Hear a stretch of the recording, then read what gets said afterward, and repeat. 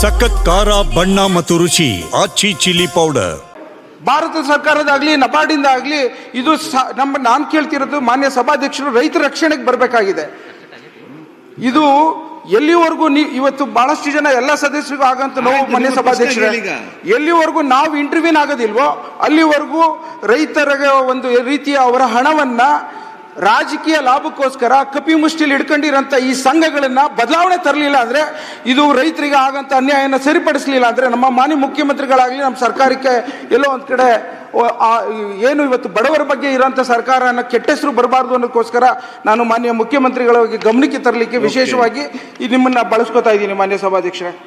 ಇವತ್ತು ಕುಣಿಗಲ್ ತಾಲೂಕಲ್ಲಿ ಸುಮಾರು ಎಲ್ಲ ಇವತ್ತು ಮಧುಗಿರಿಲಿ 100 ಕೋಟಿ ಕೊಡುವಂತ ಸಂದರ್ಭದಲ್ಲಿ ನನ್ನ ತಾಲೂಕಿಗೆ ಸುಮಾರು ವರ್ಷದಿಂದ 1 ಕೋಟಿ ಕೊಡ್ಲಿಕ್ಕೆ ಅವಕಾಶ ಇಲ್ಲ ಅಂದ್ರೆ ನಾನು ಎಲ್ಲಿಗೆ ಹೋಗ್ಲಿ ಮಾನ್ಯ ಸಭಾಧ್ಯಕ್ಷರೇ?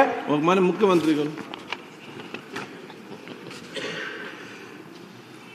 ಮಾನ್ಯ ಅಧ್ಯಕ್ಷರೇ, ರಂಗನಾಥ್ ಅವರು